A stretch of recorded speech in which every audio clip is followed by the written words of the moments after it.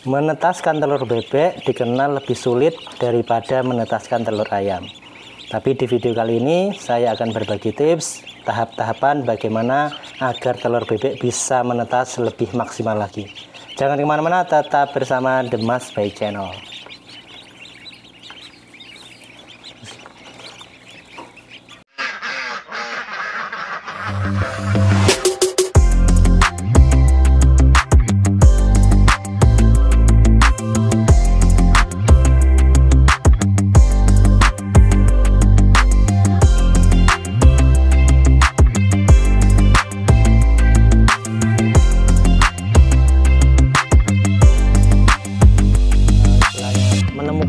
Resep-resepnya atau pola-pola budidaya di sana.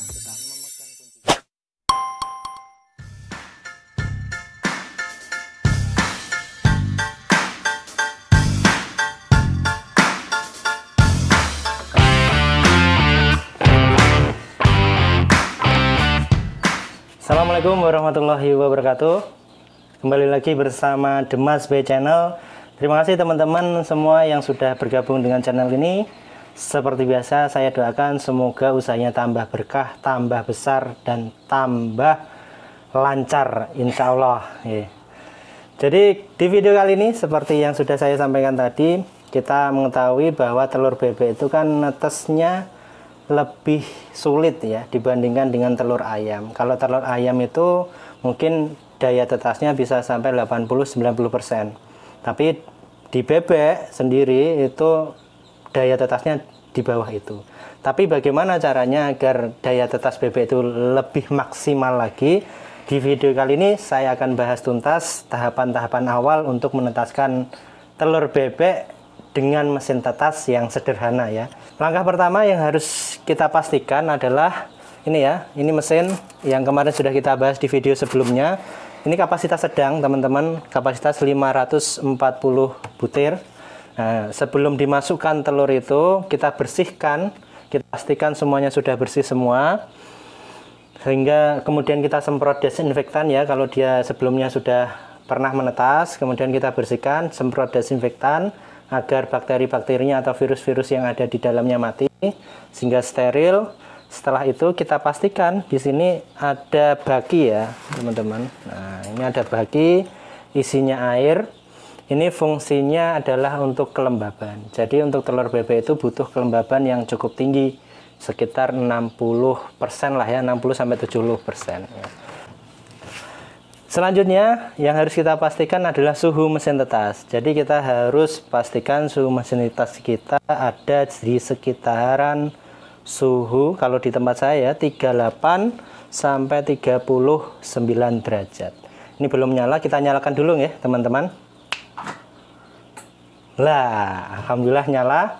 Nah, ini ada berapa bohlam ini? 1, 2, 3, 4, 5, 6. Ada 12 bohlam.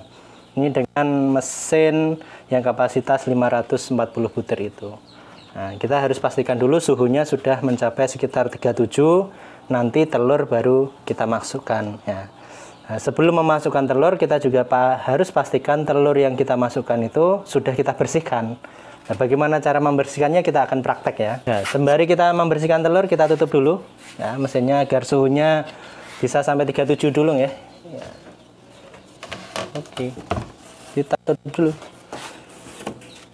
Kita bersihkan telurnya dulu. Nah, baik teman-teman, ini caranya untuk membersihkan telur ya. Jadi dari kandang itu biasanya telur bercampur dengan tanah atau kotoran. Sehingga untuk membersihkannya kita pakai ini stainless ini apa ya? Kalau di sini kosokan panci namanya. Teman-teman apa namanya nggak tahu. Isik-isik atau apalah terserah ya. Nah, ini tidak boleh dibersihkan dengan air. Karena akan kemungkinan besar itu akan busuk nantinya saat ditetaskan. Jadi saya sangat sarankan untuk menggunakan lap atau sejenis dengan ini yang itu basah yang itu kering ya. Jadi jangan dibasahi dengan air. Sehingga tinggal dibersihkan gini aja. Sesuai dengan kebutuhan, yang penting kotoran-kotoran itu bersih ya. Nah, cukup gini saja, pelan-pelan saja. Nah, ya seperti ini sudah cukup untuk pembersihannya ya. Jadi untuk mengurangi bakteri-bakteri yang menempel di telur itu.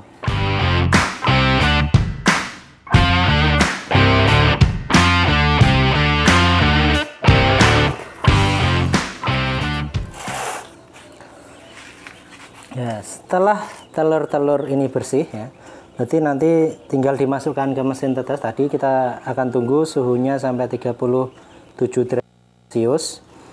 Dan telur-telur ini telur yang baru berumur 3 hari. Jadi kalau di penetasan saya teman-teman semua, kita memasukkan telur itu biasanya hari Selasa dan hari Jumat.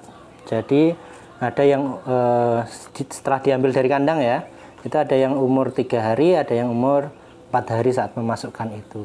Nah, sehingga nanti kaitannya dengan jumlah telur yang dimasukkan, sehingga untuk biaya produksi nanti lebih efisien kalau telurnya maksimal jumlahnya dalam mesin tetes itu. Kalau mesin tetes kapasitas 540 tapi hanya diisi 400 kan juga eman-eman juga nanti listriknya ya. Oke, kita akan cek mesinnya sudah sampai suhu berapa ya. Oke. Nah, ini suhunya sudah siap teman-teman ya, sudah cukup hangat sekitar 36-37. Kita akan memasukkan telurnya tadi yang sudah kita bersihkan. Oke, pelan-pelan saja. Nah, kita tempatkan di pojoknya dulu.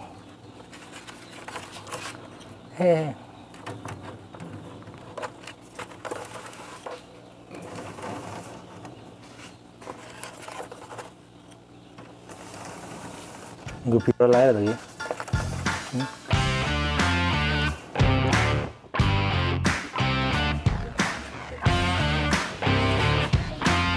Oke, ini teman-teman ya. Tadi telur yang sudah kita bersihkan, sudah kita masukkan ke mesin tetas dan sudah kita susun, sudah full ya, sekitar 540 butir. Ini tahapan awal kita menetaskan telur bebek. Jadi nanti kita masukkan di sini, nanti kita catat ya, pencatatannya itu harus rapi dan harus sejelas mungkin tanggal masuknya tanggal berapa. Kita diamkan di mesin tetes ini untuk periode awal ini 1 kali 4 jam. Jadi jangan dikasih perlakuan apa-apa. Tapi tetap dipastikan suhunya tetap stabil di antara 38 sampai 39 derajat Celcius. Dan juga sudah dipastikan semua bagi terisi air ya. Kalau di sini dalam satu mesin ini ada 8 bagi sini. Nanti setelah 1 kali 24 jam kita akan melakukan namanya candling atau peneropongan. Disitulah fungsinya kita akan mensortir mana telur yang ada bibitnya atau yang kita sebut dengan fertil atau mana yang tidak ada bibitnya atau infertil. Ya, telur-telur yang tidak ada bibitnya kita akan sisihkan, kita keluarkan. Itu masih kualitasnya masih seperti kualitas telur yang fresh. Jadi bisa dijual konsumsi. Nanti bisa diceplok dan lain sebagainya. Itu masih rasanya mantap Mas Yan. Selain itu teman-teman, yang harus teman-teman pahami juga terkait dengan keberhasilan dari penetasan itu tidak hanya di mesin ya, tidak hanya di mesin tetasnya saja, tapi juga kualitas dari telur tetasnya. Kita bisa melihat kualitas dari telur tetasnya dari mana? Pertama, yang pasti yang jelas itu adalah dari indukannya. Kalau indukannya tidak stres, indukannya normal ya, produksinya normal, kemudian kandangnya kering, tidak basah, itu sangat menentukan kualitas atau persentase daya tetas dari telur bebek itu sendiri ya. Dan salah satu tips dari saya untuk pakan itu ya, saya sarankan jangan dikasih kalsium ya.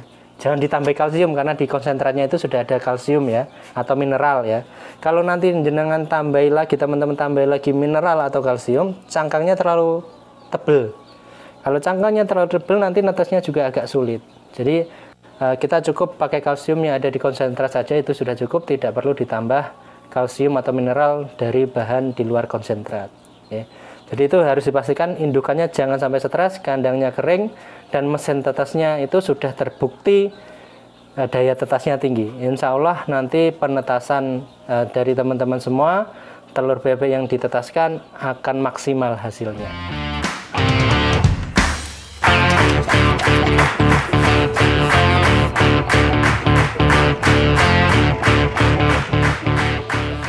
Baik teman-teman semua, itu tadi tahapan awal ya dari proses penetasan telur bebek. Tentunya nggak cukup di situ saja.